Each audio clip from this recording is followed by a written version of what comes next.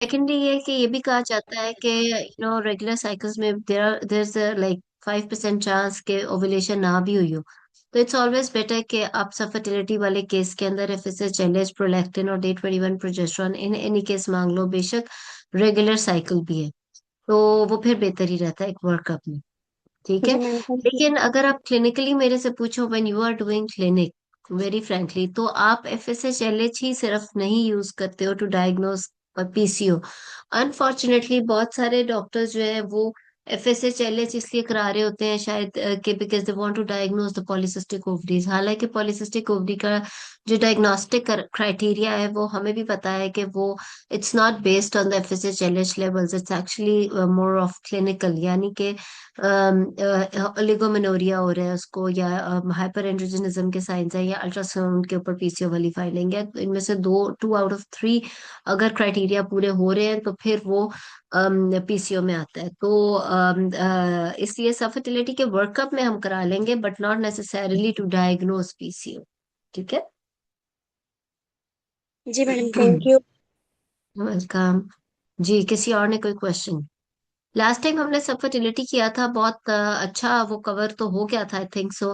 मैंने अपलोड भी मेरा ख्याल है हो गया हुआ यूट्यूब पे, जिसमें हमने एक बेसलाइन सारी हिस्ट्री के सब फर्टिलिटी के केस को हमने कैसे लेके जाना है, और वो अनएक्सप्लेन्ड सब फर्टिलिटी का केस था। आज हमने सोचा था कि हार्मोनल इम्बैलेंस यानी कि पॉलिसिस्टिक ओवेरियन सिंड्रोम को साथ रख के सब फर्टिलिटी को करेंगे, क्योंकि बहुत सारे क्वेश्चंस आप लोग उससे रिलेटेड लास्ट टाइम कर रहे थे। कोई वॉलंटियर है तो बता दें।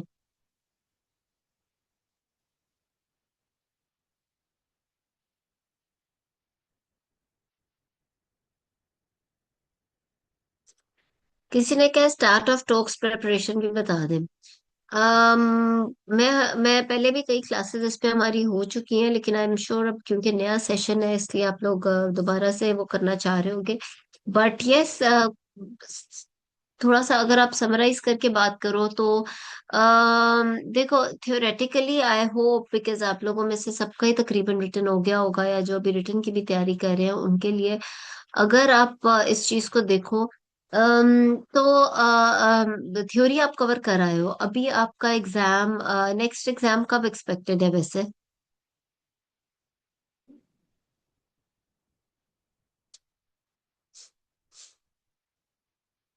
हम्म, जी।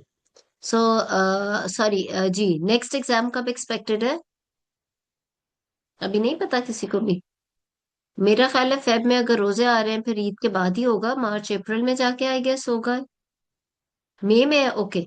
सो यस, और दिसंबर में एमसीपीएस है। देखो अच्छा, इस वक्त अगर हम मई वालों की बात करें तो अभी टाइम देखने में तो काफी है, लेकिन वेरी फ्रैंकली इतना कोई है नहीं, क्योंकि ये ना समझे एंड एंड करते करते आखिरी 1-2 महीने ही रह जाए। आखिरी महीना तो सिर्फ क्लिनिकल तैयारी का है। स्पेशली जिनका दिसंबर में एग्जाम है उनका तो आखिरी महीना शुरू हो गया, वो तो अब हॉस्पिटल्स में जाके उनका क्लिनिकल और मिल के बैठ के करने वाली तैयारी का टाइम है। लेकिन जिनका मई में एग्जाम है उनको पहले बेड साइड पे जाने से पहले अपना सारा होमवर्क करके जाना है, जिसका मतलब ये है कि आपने घर में बैठ के कंप्लीट हिस्ट्री और एग्जामिनेशन के पॉइंट्स, जैसे मैं हमेशा कहती हूँ कि अपने फिंगर टिप्स पे जब तक नहीं होंगे हिस्ट्री के पॉइंट्स, एग्जामिनेशन के points, focused examination in a particular topic, फिर investigations other than baseline in that particular topic, उसके बाद हर पॉसिबल क्लिनिकल सिनेरियो की मैनेजमेंट प्लान बोलने की प्रैक्टिस। ये जब तक आपके फिंगर टिप्स पे नहीं होगा तो आप जाकर बैठ जाओ पेशेंट के साथ हॉस्पिटल में, तो आप काफी अपना टाइम वेस्ट करोगे, बिकॉज उस वक्त हिस्ट्री कंपोज नहीं की जाती। ये सारी तैयारी घर से करके फिर पेशेंट के साथ बैठ के फिर आप बात करते हो। So this is how you go with it के जब तक आप बेड साइड पे जाओ आप इतना ज्यादा फिंगर टिप्स पे प्रिपेयर्ड हो कि आप जब जाओ तो उसी की एक रिहर्सल हो, और फिर आप अपने फ्रेंड्स को जब प्रेजेंट करो तो उसी तरह हो कि जब आपको एग्जाम में वही चीज बोलनी पड़े तो वो इतना आपका फिर जबरदस्त प्रेजेंटेशन हो रही होती है कि उसमें फिर किसी और चीज के कंपैरिजन पॉसिबल ही नहीं होता। तो मे वालों ने तो भी ये करना है। देखने में तो लगता है कि अभी 5-6 महीने हैं, नो डाउट है, but this does not mean कि आप टाइम वेस्ट करो। एक तो ये कि घर में ना बैठो। I would say if you doing a job, if you are not doing a job, join somewhere, because आप क्लिनिकली इन टच रहो। दूसरा ये कि थ्योरी थ्योरी को रिवाइज करते रहो। तीसरा ये कि ये जो मैंने आपसे कहा कि फोकस्ड पॉइंट्स, इसको प्रिपेयर करने में कम से कम 1 महीना लग जाता है। तो जब आपका एक दफा ये सारा कंपाइल हो जाएगा तो फिर आपने every day you have to keep on revising it, because मैंने जब कहा कि फिंगर टिप्स पे, तो इसका मतलब ये है कि आपको जब आप बेड साइड पे जाओ तो फिर वो वाकई फिंगर टिप्स पे हो। क्योंकि एग्जाम सिनारियो में आपको पता है कि वो चीजें हाथों से गिर रही होती हैं, और आप काफी ज्यादा कंफ्यूज भी हो रहे होते हो, पिछले स्टेशन की टेंशन, अगले स्टेशन की टेंशन, टाइम की टेंशन। तो चीजें तभी आप प्रेजेंट कर सकते हो या निकलती हैं वो जब आपके फिंगर टिप्स पे हो। ठीक है, उसके अलावा किसी ने कहा कि गाइडलाइंस दोबारा, yes of course you have to keep on revising your theory. अपने एविडेंसेस जो आपको एज रेफरेंस यूज होने हैं वो आपको बहुत ज्यादा फिंगर टिप्स पे करने हैं। इंसिडेंसेस इतने परसेंट में ये होता है, इतने परसेंट में ये होता है, ये है, वो फिंगर टिप्स पे, because you have to keep on revising it. और अगर एग्जाम में जाके आप वो चीजें बोलोगे विद रेफरेंस या विद गुड इंसिडेंट्स के साथ आप बोलोगे, तो उसका इम्प्रेशन ही और होता है। उसके आई हैव नो डाउट कि उसका एक अलग आपका वेटेज उसकी दी जाती है। तो यस, इस तरीके से आप करो। और जो एमसीपीएस वाले हैं उनके लिए टाइम इस तरह से है कि अब तो वो इट्स ऑलवेज बेटर के बेड साइड पे जाना शुरू कर दें। लेकिन अगर अभी पिछली तैयारी नहीं हुई हुई तो ऑफ कोर्स तैयारी करके बेड साइड पे जाएं, क्योंकि वहां जाके फिर फायदा ही कोई नहीं। आपने वहां जाके सिर्फ रिहर्सल करनी है उस चीज की जो आपने एग्जाम में प्रोड्यूस करना है।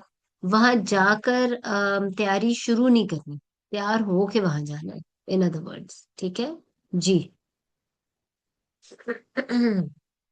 जी मुनस्सा। Ma'am okay. हमने ने कहा कि रेगुलर साइकिल में भी हम एफएसएच एलएच करा लेंगे, लेकिन उसका हम्म। क्या रोल है फिर इसमें? अगर मेंस्ट्रुअल साइकिल रेगुलर है, ओवुलेशन के लिए तो हम डे 21 प्रोजेस्टेरॉन कराते हैं। फिर भी कहा जाता है, देखो D21 प्रोजेस्टेरॉन तो आपने ठीक कहा, लेकिन FSH LH, अच्छा देखो, डे 21 प्रोजेस्टेरॉन उस पर्टिकुलर साइकिल का आपको एक पैटर्न बता देगा, but at times FSH LH से कुछ आपको हिंट मिल जाती है for the polycystic ovary patient. For there are FSH और LH डिफरेंट कंडीशंस में डिफरेंट तरीके से बड़ा होता है। जैसे कि हम कहें कि अगर ये है पॉलिसिस्टिक ओवरीज है, उसके अंदर FSH अगर नॉर्मल है तो LH उसका ज्यादा होता है। देन देर इज हाइपोगोनाडोट्रोफिक हाइपोगोनाडिज्म, उसमें सारा कुछ ही कम है, FSH LH और हर चीज। इसी तरह सिर्फ वेट गेन है, वेट गेन के अंदर फ्रैंकली थोड़ा सा FSH is on the lower side, LH ज्यादा की तरफ होता है विदाउट पीसीओ अगर वो। और इस तरह से डिफरेंट कंडीशंस हैं, तो एक बेसलाइन हार्मोनल प्रोफाइल के लिए आप ले लो। ठीक है मैम। ठीक है, चलो कोई। सो यस, आज हमने पॉलिसिस्टिक ओवरीज का करना एक बहुत इंपॉर्टेंट टॉपिक है। आई हैव टू से ये इतना इंपॉर्टेंट है कि ये आपको ना सिर्फ एग्जाम में किसी ना किसी स्टेशन पे इस पे जरूर बात हो सकती है, बल्कि वो तो एक अलग चीज, लेकिन क्लिनिकली शायद every day you will be saying 2 और 3 पेशेंट्स ऑफ पॉलिसिस्टिक ओवरीज, अगर आप एज गायनोकोलॉजिस्ट इंशाल्लाह प्रैक्टिस कर रहे होगे। क्योंकि हम सबको पता है कि साउथ एशिया में इसका इंसिडेंस कितना ज्यादा है। तो जैसे हमारा अनीमिया है, जैसे हम कहते हैं कि दिन में 1-2 मरीज हमें अनीमिया के जरूर मिलेंगे, इस तरह से पॉलिसिस्टिक ओवरीज के भी पेशेंट्स 1-2 जरूर मिलेंगे। इसके अंदर ओवर डायग्नोज नहीं करना, यानी जिसको नहीं है उसको पीसीओ का कह कह के नहीं करना। इसको आपने ट्रीट कैसे करना है, पेशेंट्स को आगे लेकर कैसे जाना है, this is very very important. किसी ने अगर वॉलंटियर करना है तो बड़ा अच्छा हो जाए, अगर स्पेशली जिनका दिसंबर में एग्जाम है, MCPS या MS वाले, तो हम आगे कर लेते हैं।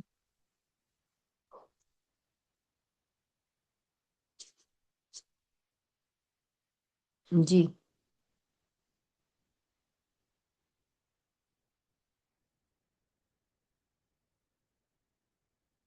कोई वॉलंटियर नहीं करेगा? चलो ओके। सो अगर हम, अच्छा चलो मैं फिर आपको इन जनरल पीसीओ पढ़ा देती हूँ। बिकॉज लास्ट टाइम हम लोगों ने सब फर्टिलिटी किया था, उसके अंदर एक हिस्ट्री का पूरा पैटर्न किया था, वो हमने कवर कर लिया था। अगर हम पॉलीसिस्टिक ओवरीज का एज सच पेशेंट देखें, देखो जो पॉलीसिस्टिक ओवरीज है ना, सुनने में तो ये लगता है कि बहुत आसान है। हम 1.5-2 सफ़े का जो एक टॉपिक कहीं भी लिखा लिखा हुआ है, मे बी ड्यू वर्ड्स में या कहीं पे भी, तो हम वो पढ़ जाएंगे। और उसमें क्या है, ये 2 आउट ऑफ 3 वाला डायग्नोस्टिक क्राइटेरिया हमें पता होना चाहिए। क्लिनिकली हमें पता है कि इनफ्रीक्वेंट साइकिल्स होते हैं, उसके अंदर ओबेसिटी होगी, उसके अंदर सब फर्टिलिटी होगी, and will be treating this patient. और हम अब तक अपने ओपीडीज में हजारों पीसीओ देखते भी आए हैं, उनकी काउंसलिंग भी कर दी, एग्जाम में आ गया तो।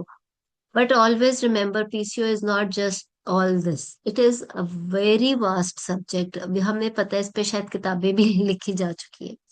It's not just, 2 out of 3 criteria in frequent cycles and obesity or subfertility. It involves a lot of things, which involves liver, then which involves the lipid levels, which involves the metabolic syndrome, which involves the sugar levels, which involves the physical appearance of the patient with the waist hip ratio, which involves hyperpigmentation of few areas, etc., etc. इस सब की pathophysiology, इसकी genetics, इसका causative factors, इसके provoking factors, उसके इसके इसके preventive factors, इसका लॉन्ग टर्म बॉडी पे इम्प्लीमेंटेशन, इसकी कितनी को सीरियसनेस होनी चाहिए एक लड़की की लाइफ में, एटसेट्रा एटसेट्रा, ये जब तक आपको खुद क्लियर नहीं होगा तो अनफॉर्चुनेटली फिर क्या होगा कि क्लिनिक पे आप इतना डरा दोगे पेशेंट को, यंग पेशेंट को, कि वेरी फ्रेंकली, अनफॉर्चुनेटली एक अपनी क्लिनिकल प्रैक्टिस में एक पेशेंट का सोशली डिवोर्स तक होते देखा है, क्योंकि उसके अल्ट्रासाउंड पे पीसीओ लिखा हुआ था। मैं उस पेशेंट को कभी नहीं भूल सकती। तो एक लेवल तक आपने पेशेंट को सीरियसनेस भी बतानी है, लेकिन ऐसे भी नहीं कि, और ये स्कैन वाले तो बस हर एक पे पीसीओ लिखते जाते हैं हमारे मुल्क में, और वो ये नहीं समझते कि एक पेशेंट के स्कैन पे तो जो भी फाइंडिंग लिख रहे हैं, कल को अगर उसके कॉन्सिक्वेंसेस उसकी सोशल लाइफ पे भी कुछ हो सकते हैं। पहले ये तो समझें कि वाकई पीसीओ क्या है, वाकई क्या उस पेशेंट को पीसीओ है भी कि नहीं। और अगर है भी तो we all know that it is 100% revertible condition, it has got 100% fertility, right? It's just about a little bit about of lifestyle और इसकी अवेयरनेस। इट्स नॉट समथिंग कि जिसको हम पेशेंट के सर पे सवार करा दें, या उसकी खुदा ना खासा ऐसी काउंसलिंग कर दें कि वो अपने किसी ऐसे रिलेटिव के साथ आई है, मे बी हस्बैंड या शायद इन लॉज में किसी के साथ, जो आगे जाकर उसको सोशली उसका जीना ही खराब कर दे। तो ये सारी चीजें आप तब कर सकते हो जब आपको कंप्लीट पैथोफिजियोलॉजी पता होगी, इसके hormonal distribution.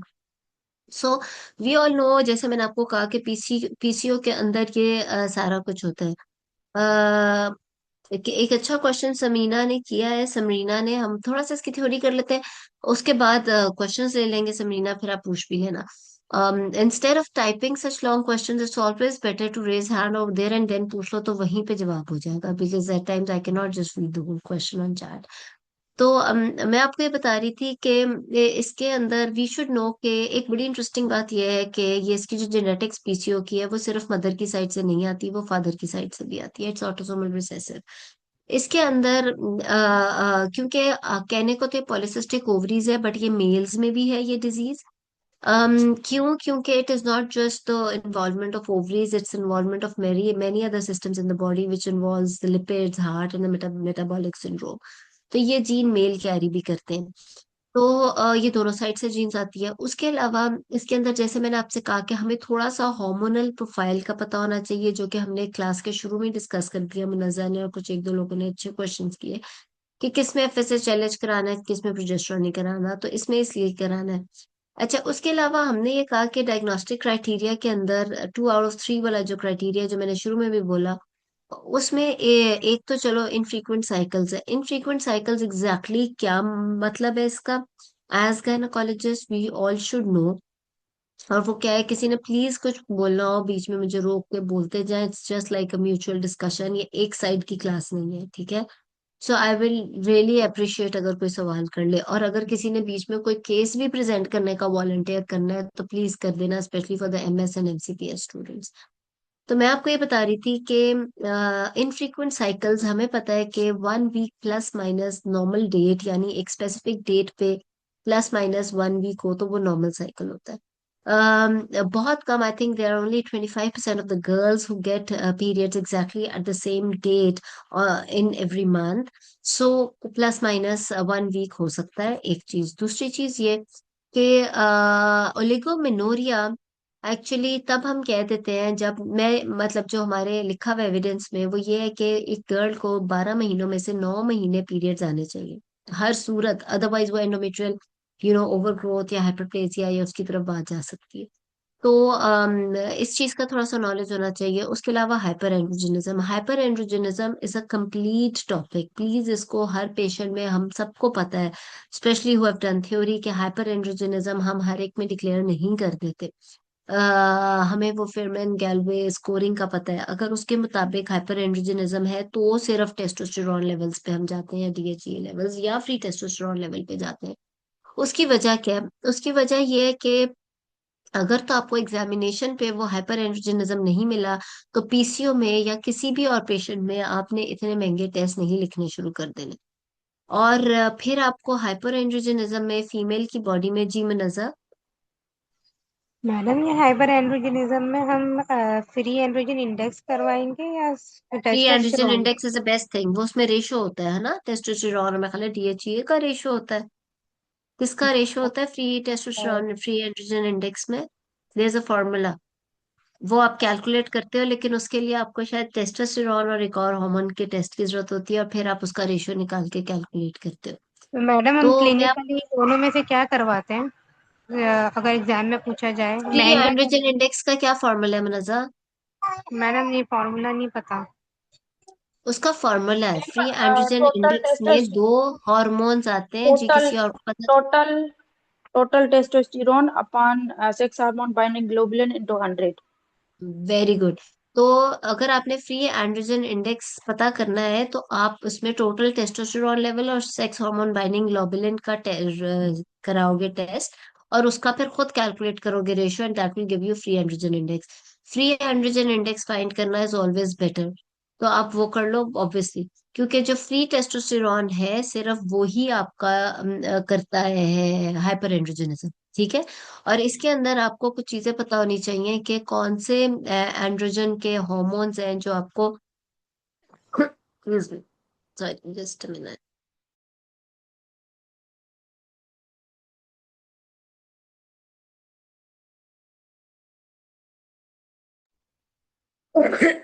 Excuse me. So मैं आपको ये कह रही थी कि फ्री, जो नहीं, सो जो एंड्रोजन हाइपर एंड्रोजनिज्म है उसके अंदर आपको पता होना चाहिए कि कौन से एंड्रोजेनिक हॉर्मोन्स फीमेल की बॉडी में प्रोड्यूस होते हैं। ओवरीज, एड्रीनल्स और पेरिफेरल फैट है जो कि एंड्रोजन प्रोड्यूस करता है, उसमें टेस्टोस्टेरोन है, डीएचई है, डीएचई एस है, यानी डाईहाइड्रो एंड्रोजन स्टीरोन सल्फेट है, डीएचई एस। और एक एंड्रोस्ट्रेन्ड आयोन है, राइट? दीज आर थ्री और four hormones which are androgenic in our body, जो फीमेल की बॉडी में एंड्रोजेनिक होते हैं। इसमें जो टेस्टोस्टेरोन है वो 50% ओवरीज प्रोड्यूस करता है, नहीं, 25% ओवरीज प्रोड्यूस करता है, 25% एड्रीनल ग्लैंड, और 50% पेरिफेरल फैट से आता है। तो बाकी भी इसी तरह डीएचईए है, डीएचईएस है। डीएचईएस तो सारा का सारा एड्रीनल से आता है, डीएचईए जो है वो 50-50 आता है ओवरी और एड्रीनल से, और इस तरीके से होता है। इसी तरह एंड्रोस्टेंडाइन, ये आप देख लेना। और इसके अंदर जो फ्री टेस्टोस्टेरोन है वो डिपेंड करता है कि बॉडी के अंदर सेक्स हार्मोन बाइंडिंग ग्लोबुलिन्स कितनी है।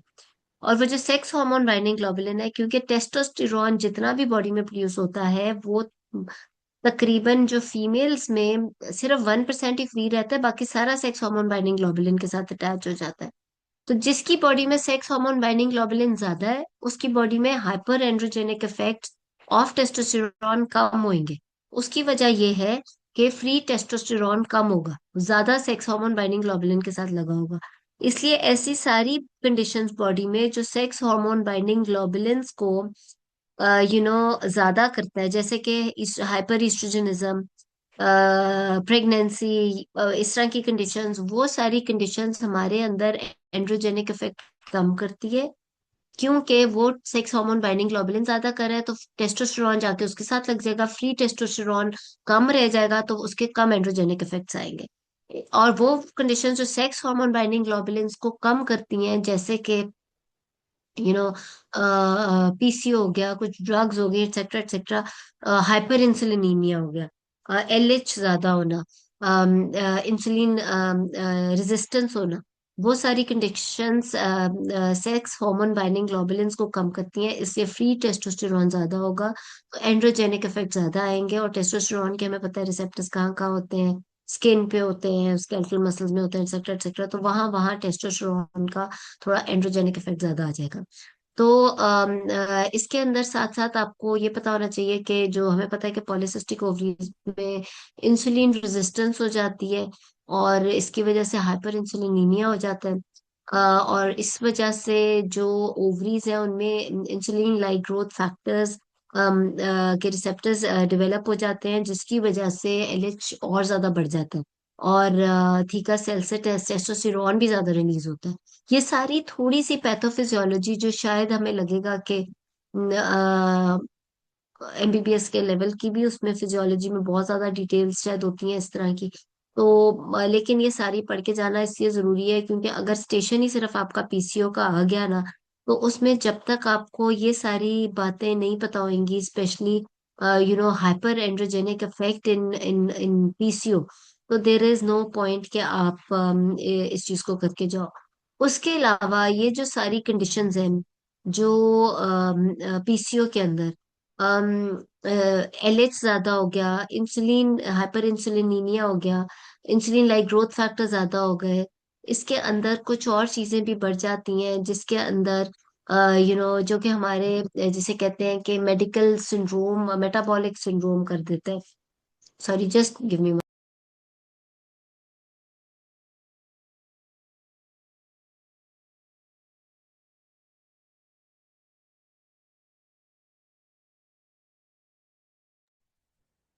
सॉरी, किसी ने कोई क्वेश्चन करना हो या बीच में कोई चीज ऐड करनी हो, ऑफ कोर्स प्लीज, क्योंकि आई एम श्योर थ्योरी आप लोगों ने बहुत ज्यादा, आप लोगों की बेहतर होगी, तो आप प्लीज इसको कर देना। सो आई वाज टेलिंग यू कि मेटाबॉलिक जो सिंड्रोम है वो कैसे होता है पीसीओ के अंदर। जो पीसीओ है इसके अंदर मैंने आपको बताया कि एलएच बढ़ गया, इंसुलिन बढ़ गया, इंसुलिन रेजिस्टेंस बढ़ गई, hyperinsulinemia, insulin like growth factor बढ़ गए। इसके अंदर कुछ और केमिकल्स होते हैं जैसे लेप्टिन है जो लिपिड्स की मेटाबॉलिज्म में हेल्प करता है, वो बढ़ जाता है। और उसके अलावा एडिपोनेक्टिन एक होता है, वो भी लिपिड्स के ऊपर काफी एक्ट करता है, वो उल्टा कम हो जाता है, इसलिए फैटी लिवर बढ़ जाता है। नॉन अल्कोहलिक फैटी लिवर इसको कहते हैं, जो पीसीओ में जिसके चांसेस बढ़ जाते हैं। एचडीएल का लेवल कम होता है, हो जाता है, एलडीएल ज्यादा हो जाता है, इस वजह से एथ्रोस्क्लेरोसिस का चांस बहुत ज्यादा बढ़ जाता है। उसके अलावा ऑफ कोर्स ब्लड प्रेशर, और फिर हमारी ये जो इंसुलिन रेजिस्टेंस, और इसकी वजह से टाइप 2 डायबिटीज का चांस बहुत बढ़ जाता है। और उसके अलावा then there is sleep apnoea जो इसकी वजह से कॉज होती है। So there is a long list that can happen. जैसे सिंड्रोम है ना, सिंड्रोम का मतलब ये है कि बहुत लंबी चीज इसके अंदर हो जाती है, क्योंकि पूरी मेटाबॉलिज्म, मेटाबॉलिक प्रॉब्लम्स हो जाती हैं बॉडी के अंदर because of few particular things like adiponectin, leptin, ये चीजें भी इसमें इफेक्ट हो रही होती है। तो वेस्ट हिप रेशियो का भी एक वैल्यू है, मेरा ख्याल है 0.85 है, तो वो उससे ज्यादा हो जाता है, यानी कि फैट डिस्ट्रीब्यूशन फीमेल का बहुत डिफरेंट हो जाता है, ऑड हो जाता है पीसीओ के अंदर। और ऑफ कोर्स ये तो मेटाबॉलिज्म और ये चीजें, जो असल चीज जिसका केस आपको आएगा, लेकिन आपको ऑफ कोर्स ये सारी चीजें इसलिए पता होगी होनी चाहिए क्योंकि ये चीजें आपने पेशेंट को काउंसल करना है कि you are young at the moment with some fertility or with infrequent cycles, but later on in life you have to be careful कि ये डेवलप ना हो, उसके लिए लाइफस्टाइल ठीक करना है।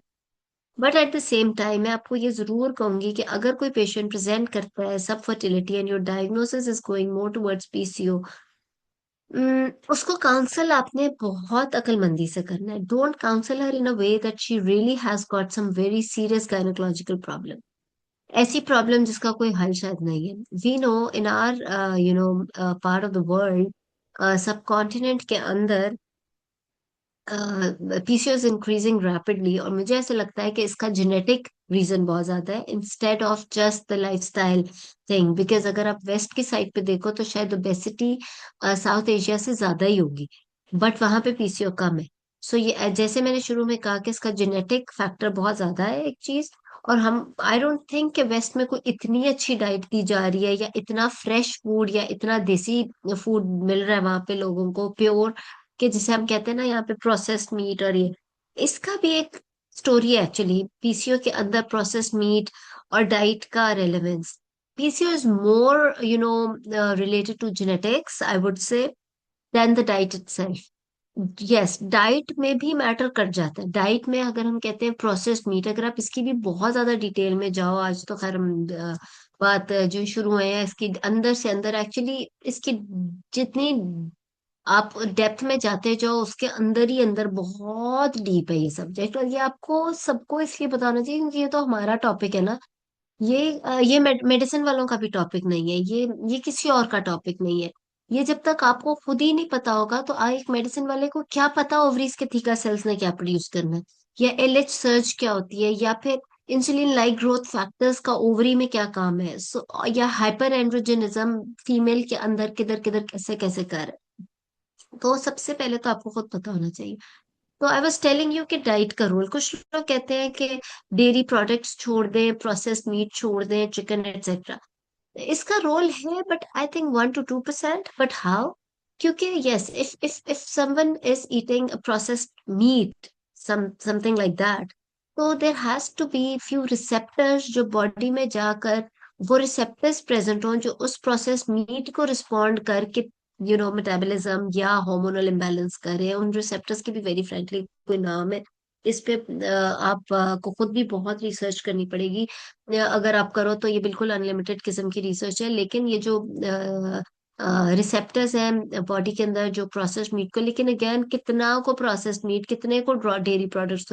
Dairy products are not like the only thing. So आप एक पेशेंट को डेफिशिएंट नहीं कर देते हो इन चीजों से. और क्योंकि इसका वेरी फ्रेंकली बार बार मैं यही कहूंगी कि ज्यादा ये जेनेटिक ही रेलेवेंस है. अच्छा, उसके अलावा ये कि अब जो असल जिस चीज का केस आएगा which is the sub fertility, oligomenorrhoea, obesity, उसके अंदर आपको जी कवल ने कुछ क्वेश्चन करना है. जी. अस्सलाम वालेकुम मैम. जी कवल, वेलकम साहब. Ma'am, I would like to volunteer. Oh that is great. क्योंकि अब ये जो इसकी थोड़ी सी जैसे कहते हैं ना इंट्रोडक्टरी बातें थी regarding the metabolism hyper theory part, वो मैंने आपको पहले ही बता दी है. अब जो हमारा केस आएगा तो हम कवल के साथ वो आगे प्रोसीड कर सकते हैं. अभी तक किसी ने कोई कमेंट या सवाल करना है? हाँ, इन्वेस्टिगेशंस वगैरह तो हम ना भी करेंगे ही. किसी ने चैट पे बड़े क्वेश्चंस किए हुए हैं. जी. सॉरी. हाँ जी. हाँ, ठीक है. चलो, अब यही क्वेश्चंस हमारे मेरा ख्याल है केस में कवर हो जाएंगे. जी कवल. आपके पास है कोई केस या मैं क्विकली आपको कोई दे दूं? मैम दे दें scenario kindly. So patient is 32 years of age and she's married for 5 years and she's a case of subfertility for last 5 years.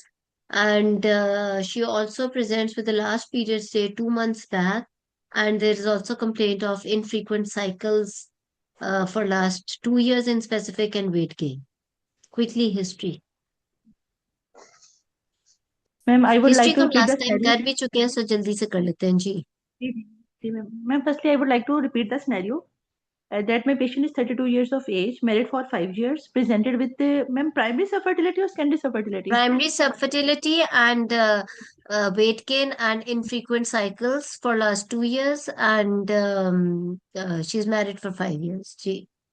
Her last 2 years. period date is 2 months back. Yes, ma'am. Then, ma'am, I would like to know that my patient's primary concern is subfertility or are infrequent cycles? पता नहीं, मैंने तो आपको presenting complaint बताई है कि she is unable to conceive for 5 years. There is history Yes. Of weight gain and infrequent cycles for 2 years. Okay, ma'am. Okay, ma'am. Ma'am, firstly, I would like to know that regarding the couple history, either couple is living together. Is it in आप structure discussion कर लो quickly. 2 minutes में history आपने बतानी है. हम्म. कवल की आवाज नहीं हमें आ रही. in female? So, firstly, I would like to know about my patient's um, uh, menstrual cycle. What about the pattern, regularity, flow? Is there any pain before, during, or before contraception? Contraception बोलिए, before menstruation. And is there any difficulty during coitus with the husband? And is there any bleeding outside of the menstrual cycle? As the information given to me, my patient has infrequent cycles. So from how many months she is having infrequent cycles, two and is there years. Hmm. from last 2 years, and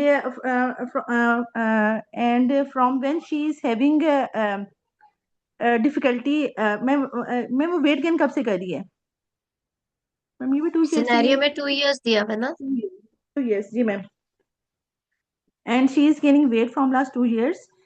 So I would like to know that is there any hirsutism, acne, or dark marks behind neck or in arms, and what is her waist to hip ratio? And then I would like to know, is there any feeling of lower abdominal mass or discharge, or is there any history of endometrial ovarian or breast or colorectal carcinoma? And now I would like to know regarding the male, what is the age of the male, profession, is there any history of surgery, mumps, radiotherapy, or trauma to the perineal region? And then what my patient said, investigations from last 2 years, as she is married from last 5 years, what investigations and treatment has been done, and is her husband's semen analysis is done, tubal patency test is done, or her TVS is done for any abnormalities. And then is her menstrual, what is her age of menarche, and is she, from age of menarche, is her cycle remain regular? And then sorry ma'am. आगे बोलते जाए आप. जी जी. जी मुनज़्ज़ा.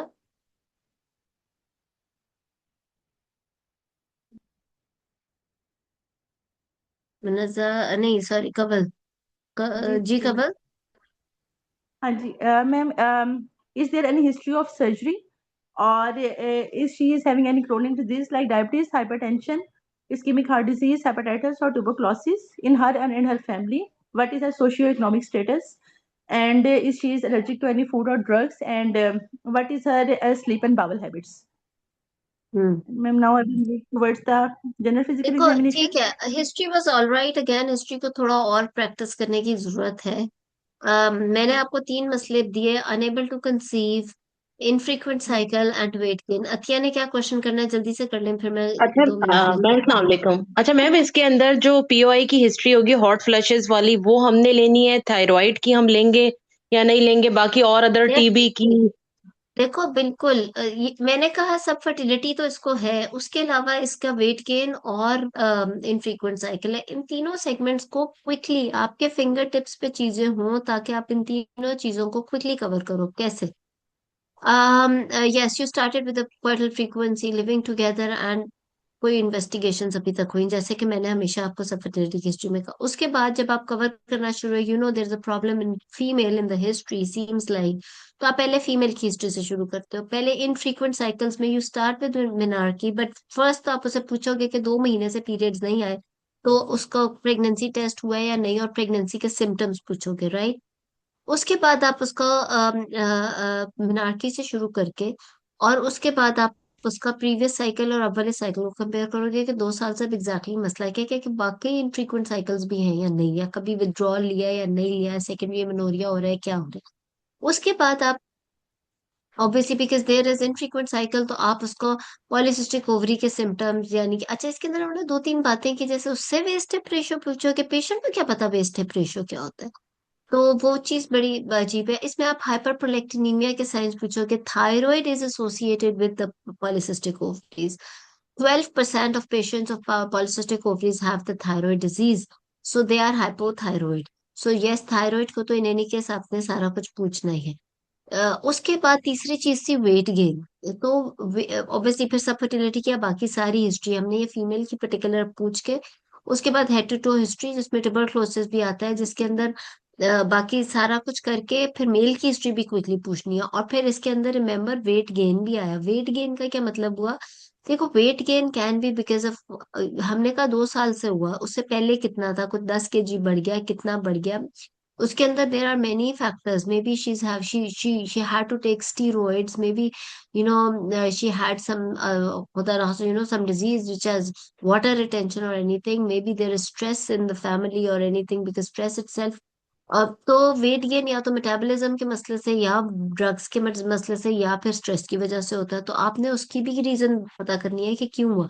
इन तीनों जो symptoms को presenting complaint के आपने इसको एलैबोरेट करना है, और उसके बाद एंड पे कि अब तक की वो क्या ट्रीटमेंट ले चुकी है, नंबर वन। नंबर टू ये कि is she aware of diet, और is she aware of the thing that she is suppose to reduce weight और नॉट, और उस पर कुछ कर भी रही है या नहीं। ये सारी चीजें आपने इस इन सेगमेंट्स के मुताबिक आप पहले हिस्ट्री लोगे।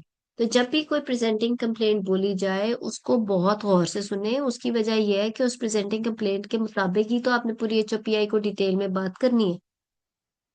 ठीक है, यस मैम। यस मैम, बिल्कुल। गुड। क्विकली अब एग्जामिनेशन बताएं।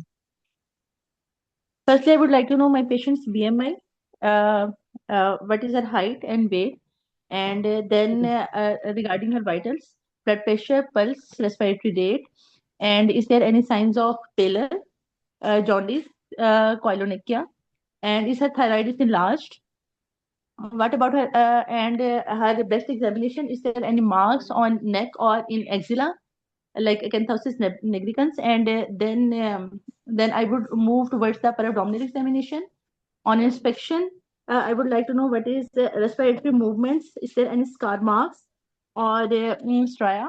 And what is the general look of the abdomen? It is flabby. And then on palpation, is there any a mass or tenderness present in any area? And then on local examination, what is the hair distribution? Is there any discharge or bleeding coming out of the vagina? On per speculum examination, what is the health of the cervix? And is there any bleeding or discharge coming out the cervix? And on bimanual examination, what is the size, mobility? Is there any tenderness and any adnexal pathology? हम्म, ठीक है। देखें, दो तीन चीजें, because this is a case of polycystic ovaries का। BMI अच्छी बात है आपने किया। अब आपने हिस्ट्री में वेस्ट हिप रेशो की बात की, वो पेशेंट को तो नहीं पता होगा, वो तो एग्जामिनेशन की फाइंडिंग है, लेकिन किसमें करना है किसमें नहीं। वेस्ट हिप रेशो 0.85 से ज्यादा होता है उन पेशेंट्स में जिनका BMI 30 kg/m² से ज्यादा हो। तो 30 से ऊपर वाले BMI के अंदर वेस्ट हिप रेशो आपको सिग्निफिकेंट मिल सकता है, स्पेशली अगर वो PCO की तरफ है। और तो इस तरह की फाइंडिंग, यस ब्लड प्रेशर बहुत इंपॉर्टेंट। जो आपने ब्रेस्ट एग्जामिनेशन किया, अगर आप लम्प से पहले मुझे कोई निपल डिस्चार्ज की बात कर देते तो वो ज्यादा अच्छा हो जाता, बिकॉज उसके अंदर आपका हाइपरप्रोलेक्टिनीमिया वाला हो जाता है। एकिन्थोसिस नेग्रिकन्स नोट करना और उस पर कमेंट करना अच्छा है, बिकॉज आप पॉलिसिस्टिक ओवरीज वाला केस की तरफ हम जा रहे हैं। और यस, हेयर डिस्ट्रीब्यूशन देखना जरूरी है, कई दफा आपको स्कोरिंग भी बोलनी पड़ जाती है एंड्रोजिनिज्म को लेके। The rest was alright, I think so. ठीक है, किसी ने कुछ ऐड करना है? हम्म, ठीक हो गया। ओके, सो इन्वेस्टिगेशंस इन्वेस्टिगेशंस पे बड़े सवाल आ रहे हैं चैट में। जी कवल। Ma'am, husband semen analysis for volume, pH, and mobility, motility, progressive motility, and count. Count. And पहले तो काउंट yes, बोलो ma'am. ना। देखो, हर इन्वेस्टिगेशन की भी बात करने का तरीका है। सबसे जी पहले तो मैम। ये कि वो किस डेट को और कौन सी लैब से हुआ हुआ है। उसके बाद यस ये मैम। कि उसमें एब्सटिनेंस कितना है। तीसरे नंबर पे इंपॉर्टेंट है कि स्पर्म काउंट कितना है। ठीक है। यस और मैम। फिर यस उसके मैम। बाद मोटिलिटी और मोर्फोलॉजी। जब हम एक रिपोर्ट देखते हैं हस्बैंड सीमेन एनालिसिस की, उसमें यही चार पांच चीजें सबसे पहले देखते हैं। तो वही बोलो। ठीक है, जी मैम। जो हमें जी। चाहिए। खामखा की चीजों को पहले बोलेंगे तो वेरी इरिटेटिंग। ठीक है, यही बात सारा ये एग्जाम है ही सिर्फ इस चीज का। और कवल, जितना ज्यादा आप MS के स्टूडेंट हो, आपका तो शॉर्ट केसेस की बहुत ज्यादा वेटेज है। आपको हर सेगमेंट को अलग अलग पास भी करना है ना, ऐसे ही है ना। हर जी दिन मैम। की चीज को अलग अलग पास करना है। तो ये जो एग्जाम है ना, इसके अंदर आपका यही देखा जा रहा है कि इस पर्टिकुलर पेशेंट में आपकी फोकस फोकस्ड चीज क्या है, it's not like a general patient, ठीक है। जी जैसे मैम। ब्रेस्ट एग्जामिनेशन है, वी नो के हर एक में लंप और टेंडरनेस तो हमने देखनी है, बट इसके अंदर बिकॉज हाइपरप्रोलेक्टिनीमिया एक तरह से कह लो तो प्रेजेंस ऑफ माइंड देखी जा रही है वहां पे एग्जाम में। और सच्ची बात है, मैं हमेशा कहती हूँ this exam is actually a drill of your clinical practice, क्योंकि क्लिनिकल प्रैक्टिस भी सारी game he presence of mind की है। जो जिस डॉक्टर का माइंड प्रेजेंट होता है उस वक्त पेशेंट को देखने का, उसी का आउटकम अच्छा होता है। And I am telling you, शायद आपकी क्लिनिकल प्रैक्टिस और आपका बहुत ज्यादा आपका नाम आर्टिफिशियल बनने से या पेशेंट से बहुत ज्यादा प्यार मोहब्बत या एक्स्ट्रा पर्सनल होने से नहीं बनता। आपका सिर्फ वर्ड ऑफ माउथ और आपका आउटकम जो है मेडिकल, आपका जो ट्रीटमेंट पेशेंट को आप दे रहे हो और जो आउटकम ओवरऑल आ रहा है, it is going to be your word of mouth, and उसी से ही आपकी प्रैक्टिस और उसी से ही बरकत भी ज्यादा होती है। तो एक लिमिट तक आप आर्टिफिशियल बन के कर सकते हो। और very frankly the outcome is depending all on the presence of mind, कि कितना आप चीजें पिक कर रहे हो और कितने रिस्क फैक्टर्स आपने उस पेशेंट में, ये मैं आपको एक कह लो टिप ही दे रही हूँ for the clinical and for the private practice mainly, because private practice के अंदर it's not the whole department who is taking care of the patient, it's only you जो कि इसके लिए रिस्पॉन्सिबल है पेशेंट के लिए। तो आउटकम सिर्फ तभी मैटर करेगा कि जब आप क्लिनिक पे बैठ के वो 10 मिनट जो आप पेशेंट को दे रहे हो उसके अंदर उसके मैक्सिमम रिस्क फैक्टर्स आपने निकाले, and you are not missing out any risk factor, number one. Number two ये कि आपको एग्जैक्टली exactly उसकी काउंसलिंग पार्ट पता है। मैंने आपको जैसे आज के केस में कहा कि जो तीनों प्रेजेंटिंग कंप्लेंट है उनको इक्वल वेटेज दें। There is weight gain also, patient complaint करिए 2 साल से उसका वेट गेन है, पहले तो उसको क्लैरिफाई करें कि क्या वाकई वेट गेन है, 2 सालों में कितना वेट गेन हो गया उसका, पहले कितना था और अब कितना हो गया। अगर उसे नहीं पता था, अगर वो यही कह रही है कि मुझे कपड़े ही टाइट हो गए पिछले साल के, वो भी उसका वेट गेन है, राइट। तो पहले तो ये डिफाइन करें, फिर कॉस्ट ढूंढें कि why is she gaining weight.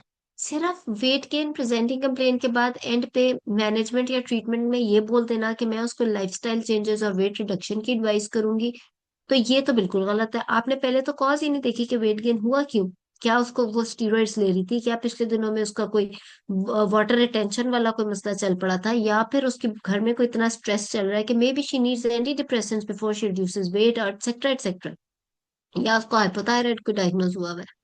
तो जब तक आप हर चीज को इक्वल वेटेज नहीं दोगे, आप ट्रीट कैसे करोगे, वरना आपकी ट्रीटमेंट प्रोलॉन्ग ही होती जाएगी।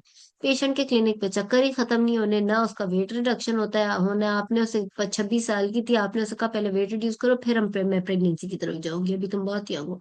उसका साल गुजर के वेट ही रिड्यूस नहीं हो रहा है, क्योंकि अभी तक आप उसके पीछे पड़े हुए लाइफस्टाइल लाइफस्टाइल आप उसकी कॉज पे ही नहीं गए, एटसेट्रा एटसेट्रा। तो इस चीज को इसलिए एज अ होल पूरे पेशेंट को फोकस तरीके से लेके जाना बहुत जरूरी है। सो एग्जामिनेशन में you can talk about everything, but आपने फोकस्ड उस टॉपिक से रिलेटेड जब तक रह के सबसे पहले नहीं बोला, वो नहीं। कोई इन्वेस्टिगेशन की बात कर रहे हो, सबसे पहले वो बोलो जो हम देखते हैं। सबसे पहले हम डेट नहीं देखते कि कितनी, पता चले वो 6 साल पुराने की कोई रिपोर्ट है हस्बैंड, तो पिछले कितने अरसे की पहले की रिपोर्ट है, डेट की, कौन सी लैब की है। For us few specific investigations में हम लैब पे भी बहुत मैटर करता है, और हम एग्जाम में भी कई दफा बोल देते हैं कि हमें इस लैब का नहीं, मतलब तो कुछ जरूरी इन्वेस्टिगेशंस होती हैं, उसमें आप डेट देखते हो, आप लैब देखते हो, एब्सटिनेंस देखते हो। 3 दिन से कम नहीं होना चाहिए सीमेन एनालिसिस में, एब्सटिनेंस 5 दिन से ज्यादा नहीं होना चाहिए। 5 दिन से ज्यादा में भी डेड स्पर्म या मोटिलिटी खराब वाला रिपोर्ट आ सकती है, which will be again the false report. और 3 दिन से कम वाले के अंदर भी रिड्यूस आ सकता है सब कुछ। तो 3 to 5 डेज का एब्सटिनेंस मीन्स 3 to 5 डेज। तो ये सारी चीजें आपने इसको इसी तरह बोलना होता है, ठीक है। तो फोकस्ड चीज बोलनी बहुत जरूरी है। गुड। सो मैनेजमेंट, जी, sorry, investigation. Ma'am transvaginal scan for endometrium, endometrial myomedial echogenicity, size of the uterus, and then any adnexal presentation. ठीक है, And और ma'am, as my patient gains weight, there is history of weight gain. नहीं ma'am, इसमें एक और चीज जो है टीवीएस में हम देखेंगे regarding ovarian volume and regarding follicular, is there any number of number follicles, of ठीक है। follicles and on और which day the TVS was done. Good. जी, और then on and then FSH and LH hmm is there on second day ma'am ये भी कि कौन से menstrual cycle में कौन से दिन पे हुआ था on second day of menstrual cycle and then ma'am serum testosterone levels hmm and then ठीक है। जी ma'am serum prolactin levels and hmm then 21 day progesterone levels on in 28 day cycle. लेकिन ये मैम ये इसके इनफ्रीक्वेंट साइकिल्स हैं तो उसमें ये है कि हम जो इनकी जो एक्सपेक्टेड डेट होगी LMP जो होगी नहीं जो इनकी एक्सपेक्टेड डेट होगी मेंस्ट्रुएशन की उससे 8 दिन पहले स्टार्ट कर लेंगे और सीरियली जो है वो हम करवाते जाएंगे। अच्छा देखो मेरी बात सुन, करना क्या आपने? जी अतिया। मैम इन्वेस्टिगेशन इस तरह से मांगेंगे कि I will need her baseline investigation, her husband semen analysis with date and hormonal profile including regular cycle है तो ma'am LH FSH second day के ऊपर और सीरम प्रोलैक्टिन और डे 21 सीरम प्रोजेस्टेरॉन। और मैम इरेगुलर साइकिल है तो जो है ना वो डे 2 का जो है आप LH FSH और सीरम थायराइड आप मांगेंगे T3 T4 सीरम प्रोलैक्टिन। और फिर मैम उसकी अगर कोई और वर्कअप हुआ है कि उसकी HSG हुई है या TVS हुआ है तो फिर मैम TVS की और जो उसकी रिपोर्ट्स होंगी उसके अंदर आप वो मांगेंगे उसका कि एंडोमेट्रियम वॉल्यूम कितना था, एंडोमेट्रियम मायोमेट्रियम इंटरफेस कितना है और हर मॉर्फोलॉजी ओवेरियन मॉर्फोलॉजी कितनी है टीवीएस के अंदर मैम वेरी इस गुड। तरीके। You are right. कवल, इस तरीके से आपने कंफ्यूज नहीं होना। Why you started talking about TVS at the very first place? Quickly बोलो कि बेसलाइन टाइम का, मैं बेसलाइन पूरी बोलने की जरूरत नहीं, लेकिन as you are already talking about the blood test, so there no harm कि आप ब्लड टेस्ट को ही कंटिन्यू कर लो। तो आप हार्मोनल प्रोफाइल में डे 2 सीरम FSH LH और फिर प्रोलैक्टिन और थायराइड का टेस्ट मांग लोगे, और day 21 progesterone if it's a 28 days cycle. और अगर एग्जामिनर आपको रोक के कहता है कि नहीं प्रोलॉन्ग साइकिल है, तो फिर आप कहोगे कि डे 21 से मैं ऑल्टरनेट डे पे कराऊंगी serum progesterone till the cycle date, और उससे फिर 7 डेज माइनस करके प्रोजेस्टेरॉन लेवल देखूंगी कि इस साइकिल में ओव्यूलेशन हुई है या नहीं। उसके बाद when you are asking about the husband semen analysis, जैसे भी अतिया ने बोला वो उस तरीके से मांगेंगे। उसके बाद जो अल्ट्रासाउंड है, अल्ट्रासाउंड वैसे कंवल ने ज्यादा अच्छा बोला था, तो अल्ट्रासाउंड उस तरीके से या तो 12th डे का करा लो ताकि हमें थोड़ा सा फॉलिकल का साइज पता चल जाए, या फिर अगर अभी वाला हो रहा है स्कैन तो फिर जो जिस तरह कंवल ने बोला वो वाला सारा आप स्कैन मांग लोगे। तीसरी चीज उसमें बार बार यही आ जाएगी कि उसके अलावा कोई स्पेसिफिक इन्वेस्टिगेशन अगर करानी है तो मैम उसके अंदर ट्यूबल पेटेंसी टेस्ट है जी। ये थायराइड प्रोफाइल जो गाइडलाइंस में लिखा हुआ है सब फर्टिलिटी का उसमें ये लिखा हुआ है कि जब तक पेशेंट सिम्टोमेटिक नहीं है तो आप जो है वो ये थायराइड प्रोफाइल नहीं पेशेंट मांगे। सिर्फ वो नहीं है, सिर्फ सब फर्टिलिटी का नहीं है। इस पेशेंट में इनफ्रीक्वेंट साइकिल्स भी हैं और पॉलिसिस्टिक ओवरीज की तरफ जा रहा है। मैंने आपको कहा कि पॉलिसिस्टिक ओवरी का पेशेंट 12% आर हाइपोथायरॉइड, ठीक है? जी मैम। तो जी जब मैम। आपके इनफ्रीक्वेंट इनफ्रीक्वेंट साइकिल ही सिम्टम है थायराइड का, ठीक है? तो जी इसलिए आप मैम। थायराइड करा सकते हो। तीसरी चीज ये कि ट्यूबल पेटेंसी टेस्ट और वो जो भी अवेलेबल है, स्टेरोसल्पिंगोग्राम है या लेप्रोस्कोपी की फाइंडिंग है, तो वो वाला। तो आप इस तरीके से इसको लेकर चलोगे। और उसके अलावा आई डोंट थिंक सो कि कोई और टेस्ट है। हाँ, कवल ने टेस्टोस्टेरोन और वो बातें की, वो मैंने क्लास के शुरू में ही कहा था कि जब तक आपको साइंटिफिकली हाइपर एंड्रोजनिज्म नहीं मिल जाता, यानी आपकी स्कोरिंग हाइपर एंड्रोजनिज्म वाली नहीं होती, तो there is no point in asking about this testosterone. Either you check for the testosterone level or you calculate the free androgen index. Calculating free androgen index is always better, क्योंकि उसी से ही हमें पता चलता है कि पेशेंट पीसीओ की तरफ है या कोई खुदा ना खासा उसका कोई ऐसा ट्यूमर है जो कि एंड्रोजन रिलीज कर रहा है, एड्रीनल ट्यूमर या ऐसा कुछ तो नहीं है, ठीक है? लेकिन उसके अंदर जो शुरू में क्लास के मैंने आपको हाइपर एंड्रोजनिज्म की सारी पैथोफिजियोलॉजी बताई थी, वो माइंड में रखना बहुत जरूरी है, क्योंकि पेशेंट बिल्कुल आपको पास excessive hair growth with PCO के साथ प्रेजेंट कर सकती है, तो इसलिए आपको वो सारा sex hormone binding globulin DHEA वो सारी चीजें कुछ पता होनी चाहिए, ठीक है? So good. क्विकली मैनेजमेंट कर लेते हैं, क्लास का टाइम हमारा 2-3 मिनट का ही रह गया है जी। So but I just wanted कि पीसीओ का एक तरह से पूरा कवर हो जाए जी। जी कवर मैनेजमेंट। जी ma'am, firstly, I will counsel my patient, considering that hmm her all investigations are going towards the PCOS. I will tell hmm. her that the first management in your case will be lifestyle modification. Sorry, इस सारे में हमने beta HCG नहीं कराया था। सबसे पहले तो बीटा एचसीजी आएगा ना, क्योंकि पीरियड्स ही नहीं आया 2 महीनों से। जी। I will review the investigation and complete my missing investigations. That would be beta SCG, and तो then I नेगेटिव है। बाकी सारी इन्वेस्टिगेशंस आपकी पीसीओ की तरफ ही हैं। I will tell my patient that she has to go for lifestyle modifications in which she has to decrease the weight by maintaining the best diet. That would be including 50% of carbs, 30% of protein, and 20% of fats, and with the physical activity of 30 minutes walk per day. And then after that, lifestyle modification. Wait, acha. And then I will give her progesterone for breakthrough bleeding. That would be a tablet norethistérone, um, um, uh, 10 milligram TDS for 7 days.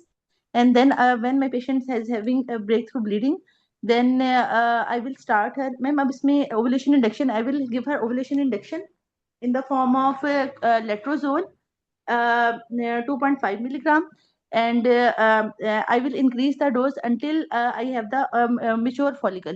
Mature follicle is seen, and when the mature follicle is seen, I will hmm. continue giving the same for next 3 months. And if she did not conceive in this period, then I will move her to intrauterine insemination for next 3 to 6 cycles. And if it does not become successful, then I will move towards the IVF. ठीक है। So okay, आपका ठीक था, but obviously पता चल रहा है you know things, but इसको और अच्छा प्रेजेंट कर सकते हो। किसी और ने ट्राई करना है? हमारे पास टाइम कम है, इसलिए मैं ही बता देती हूँ। तो आपने शुरू में तो कहना है कि आई विल सारी इन्वेस्टिगेशंस पूरी करके कि I will then counsel my patient that the probable cause of subfertility seems to be polycystic ovarian syndrome, which from after my all investigations and the hormonal profile, it seems like she's having this PCO. I will counsel her that PCO is actually a benign condition and is a 100% revertible condition. It depends more on the lifestyle changes and weight reduction. The incidence of PCO is increasing in South Asia. In the world, if it is 25%, in South Asia, it's 50% nearly. So, and it has got genetic relevance, right? इसकी वजह ये है क्योंकि family में एक हलचल see much जाती है कि शायद फीमेल में प्रॉब्लम है और मेल में नहीं है, तो फर्टिलिटी इस वजह से प्रॉब्लम होगी। तो ये सारी बातें आपने अपनी क्लिनिकल प्रैक्टिस में भी याद रखना है, बोलना, और आप बेशक अपने एग्जाम में बोले, बहुत अच्छा इंप्रेशन देता है। अब करना क्या है?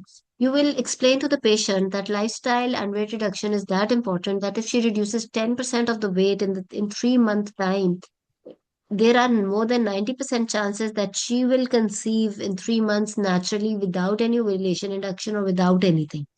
ये स्टेटमेंट आपकी हर एविडेंस में लिखी हुई है कि अगर 3 महीनों में वो 10% ऑफ हर वेट रिड्यूस करेगी, यानी rapid weight reduction, it's not like Aahista Aahista, rapid weight reduction की वजह से 90% चांस है that she will conceive spontaneously without any treatment, because rest of the labs and everything is fine. So सबसे पहले तो cycle regular करना, and also you can say कि I will explain to her that reducing weight is a little difficult in these patients because of the peripheral fat and hyperinsulinemia and all that। तो इनको आम लोगों से ज्यादा मेहनत करनी पड़ी। उसके बाद आप उसका थोड़ा डाइट बताते हो, उसको एक्सरसाइजेस का बताते हो, and then you go ahead with the discussion that she's 32, so she has time. You can give her 3 month time to reduce her weight, to regularize her cycle naturally, and then after 3 months, if there is reduction in weight and she doesn't conceive, then you can go ahead with ovulation induction. And if you are going ahead with ovulation induction, sometimes patient is in a hurry. She's married for 5 years and she says कि चलो मेरा इतना भी weight नहीं है, so you can start off with ovulation induction directly। तो भी कर सकते हैं कि along with weight reduction हम ovulation induction शुरू कर दें, स्पेशली अगर पेशेंट की एज ज्यादा है, सॉरी, और टाइम नहीं। सो फॉर ओवुलेशन इंडक्शन, हर सब फर्टिलिटी की क्लास में मैंने आपको बताया कि उसको बोलने का तरीका, कवल इतना बुरा नहीं बोला, बट अगेन उसको अगर और बेहतर किया जाए तो I will give her PCO के अंदर कहते हैं aromatase inhibitor are better than the clomiphene citrate. इस वजह से आई विल गिव हर रेमिटेज इन अ बेटर BD में for 3 months and will follow her as outcome या as a result of this ovulation induction in terms of the size of the follicle formed or in terms of pregnancy. If any of these is successful, like for example, the size of follicle, good size of follicle is achieved in each cycle, then aromatase inhibitor is continued for 3 months, same dose, same medicine. And if she doesn't conceive in 3 months with a good follicle, then I will change her to clomiphene citrate for the next 3 months, 50 milligram, 100 milligram, and 150 milligram per day from second day to sixth day of the cycle, and following her for the size of follicle as well as the pregnancy. If the size of the follicle is achieved with a particular dose, then the same dose and same medicine is given for 3 months and will follow her for the pregnancy. And if pregnancy occurs, well and good. If not, then for the next 6 months, I can offer her IUI with ovulation inductions. And if not, then IVF. So this is how you go about it. Ma'am इस ठीक है. Management में and yes, ग्लूकोफिल किसी ने बहुत अच्छी बात की. There are studies which are favouring lot for the insulin resistance. Glucophage आप दो, उसके साथ फॉलिक एसिड दो, और ये सारी चीजें अपने साथ जरूर बोलनी है. तो there are many studies which are supporting inositol supplements, लेकिन बहुत सारे कहते हैं इतने नेसेसरी नहीं है. आप पेरिफेरल आप सिर्फ ग्लूकोज भी दो, ग्लूकोफेज भी दो और वो सारा करो तो भी ठीक रहता है. तो आप कर सकते हो. If you have very good evidence for the inositol and all those things, तो आप वो भी बोल सकते हो, वरना आप ग्लूकोफेज और उसके साथ कर सकते हो. जी, ma'am quickly, ma'am last gonadotropin 1 minute. Ma'am जी. मैम इंजेक्शन गोनेडोट्रोपिन और ओवेरियन ड्रिलिंग का भी रोल होता है? Insulin resistance, very resistant ovaries. अगर आपको एग्जामिनर कहे कि उसका फॉलिकल नहीं बन रहा है एरोमेटेज से या क्लोमिड से, तो क्या करोगे? तो फिर आप एरोमेटेज या क्लोमिड के साथ नेक्स्ट 5 days उसको FSH-LH के इंजेक्शन दे सकते हो. उससे भी ना बने तो सेकेंड डे से 11th डे तक FSH-LH के इंजेक्शन दे सकते हो. उससे भी ना बने, यानी इतनी रेजिस्टेंट ओवरीज हैं, तो फिर last, which is very very very rare, अगर इतनी रेजिस्टेंट है, तो फिर आप उसका ऑफ कोर्स ओवेरियन रिजर्व हमने करा लिया होगा. अगर पहली दफा में नहीं बन रहा फॉलिकल, तो यानी कि मैक्सिमम डोज ऑफ क्लोमिड या एरोमेटेज से नहीं बन रहा, तो it's always better to get the AMH done also, and if it is good तो फिर हम गोनेडोट्रोपिन देते हैं. अगर उससे भी नहीं बना मैक्सिमम डोज से भी, तो फिर हम ओवेरियन ड्रिलिंग लैप्रोस्कोपिकली की तरफ जाते हैं. वैसे ओवेरियन ड्रिलिंग की का अदरवाइज कोई रोल नहीं है PCO में. मैंने आपसे कहा कि बहुत रेयर है कि ओवम या फॉलिकल गुड साइज ना बने. हम किसी इसमें पॉलिसिस्टिक ओवरीज में इतनी रेजिस्टेंट ओवरीज हो कि किसी चीज से ना बने, फिर ओवेरियन ड्रिलिंग वाला. ओवेरियन ड्रिलिंग का जिक्र भी नहीं करना एग्जाम में भी और जिंदगी में. ठीक है, चलो. गोनेडोट्रोफिन इस तरह देते हैं कि फॉर एग्जाम्पल क्लोमिड है. क्लोमिड आपने सेकेंड डे से 6th डे तक दी, 7th डे से 11th डे तक 75 इंटरनेशनल यूनिट्स. आजकल इस नाम से आ रहा है IVFM के नाम से. और इसमें FSH और LH है. 75 international unit intramuscular once per day लगता है from 7th day to 11th day तक. और फिर 12th डे पे आप फॉलिकल का साइज पता करते हो. अगर इससे भी नहीं बना, तो फिर आप सेकेंड डे से लेके 11th डे तक डेली एक इंजेक्शन 75 इंटरनेशनल यूनिट का FSH-LH देते हो, और फिर 12th डे पे स्कैन करते हो. ठीक है, मैम चलो. मैनेजमेंट के अंदर जो है विड्रॉल ब्लीडिंग का बताना है इसको कि हम किस तरह आपकी यस, नॉरेथिरोस्टेरोन से कराएंगे. शुरू में तो जाहिर है, मैंने आपको कहा कि एक लड़की को 9 महीने 9 दफा पीरियड्स आने चाहिए 12 महीनों में से. नहीं आ रहे तो आप विड्रॉल ब्लीड कराओगे उसको. देन कॉन्सिक्वेंसेस लेटर ऑन, जिसमें ब्रेस्ट कैंसर, एंडोमेट्रियल कैंसर, इस तरह के पेशेंट्स में प्रेगनेंसी के अंदर GTM PIH का रोल बहुत इंपॉर्टेंट है. ओबेसिटी को लेकर प्रेगनेंसी के क्या रिस्क फैक्टर्स है, ये सारे भी आपको बताना.